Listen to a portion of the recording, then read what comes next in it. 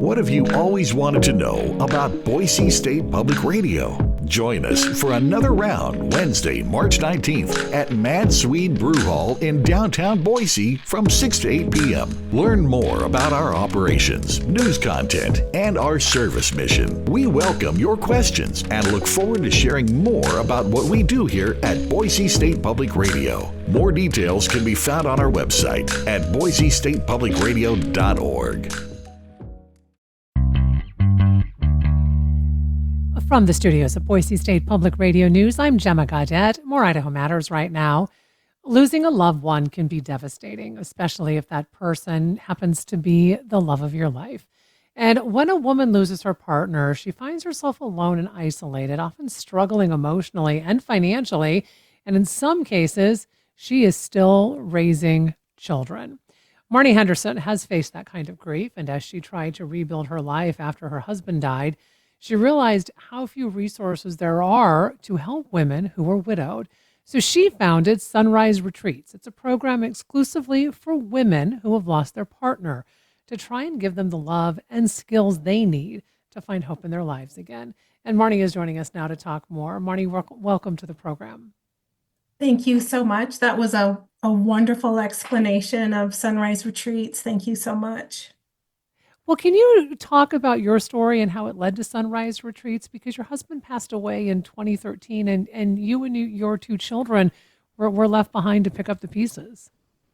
Absolutely. I was 39 at the time and I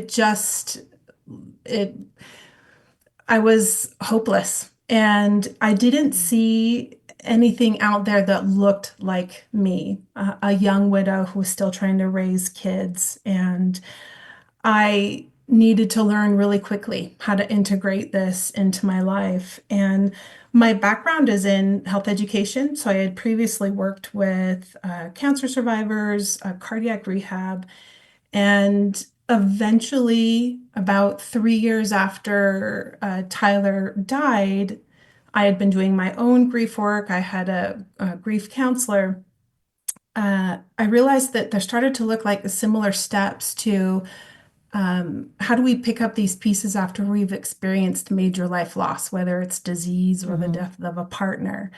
And so I started to put those tools into practice. And it's how do we keep living and find resilience? How do we discover new life? How do we create new meaning? How do we find a new purpose? And so I reached out to some local women who had supported me through my grief process.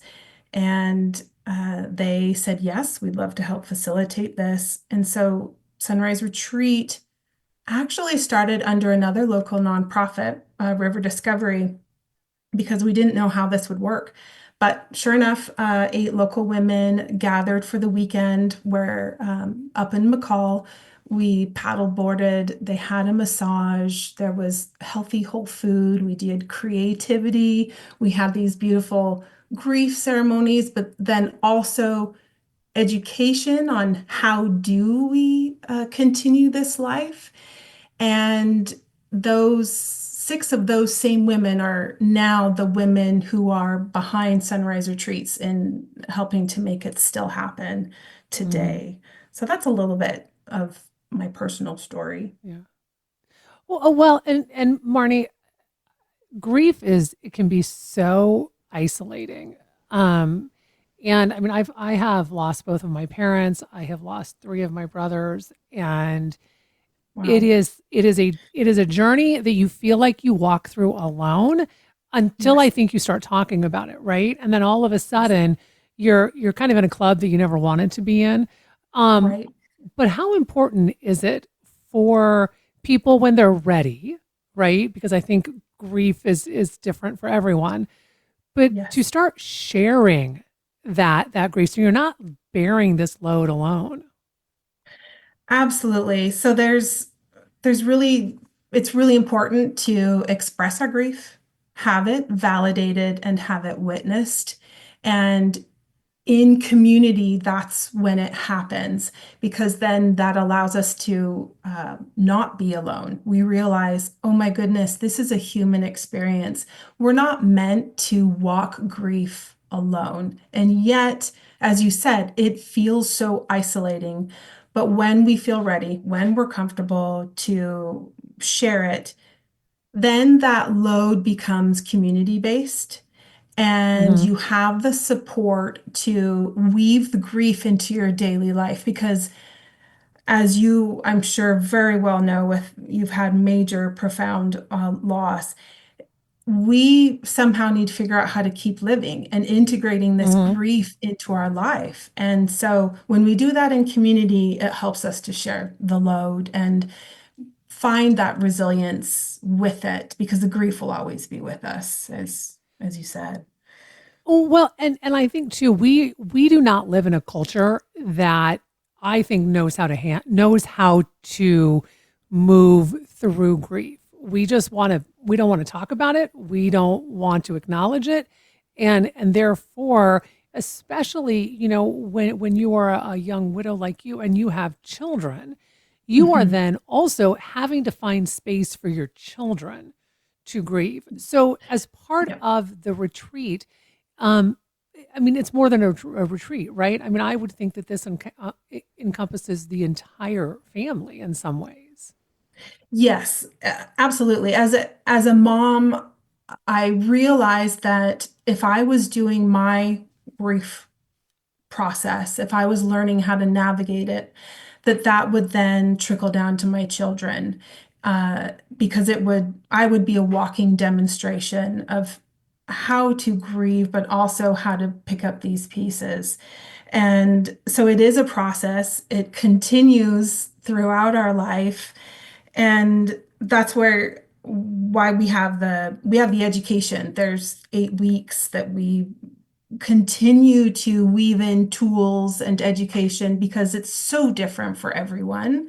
Hmm. Um, but it's really, if we can help support the widowed woman in this case, then that does trickle down to the children. It trickles out to the community. It trickles up to the parents, because it's their parents who have lost their child, or Hmm. siblings. And so it's a community supportive model. It just happens to be that widows is Sunrise holds space for Hmm. widows.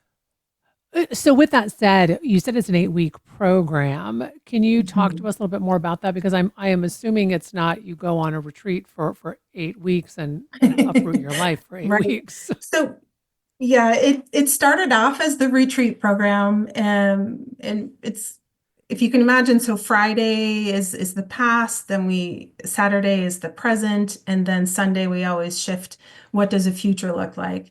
And so when Mm, we saw that the weekend really worked, in my brain it always should be longer. We need to have this uh 8 week, if not more, supportive structure, where we go over the science of grief. What's happening in our body? I mean, there's hmm. uh, grief brain. There's Yeah. we're exhausted. So there's the science, and then there's the tools. How do we learn how to process grief? Do we give space in our life for grief? So there's this multitude of education that needs to be blended in. And so last year we actually received a grant from 100 Women for Good locally here, that allowed us to then offer this 8 week class. And so we do 4 weeks before the retreat, so the women get to know each other, so that circle of trust is established, which is beautiful, because then when they show up on Friday for the in-person retreat, that safety to validate, express, witness grief is there already. They spend the weekend together, and then we resume the 4 week class by Zoom for the next 4 weeks Mm, after. And it creates this beautiful community that then often they become lifelong supporters of each other.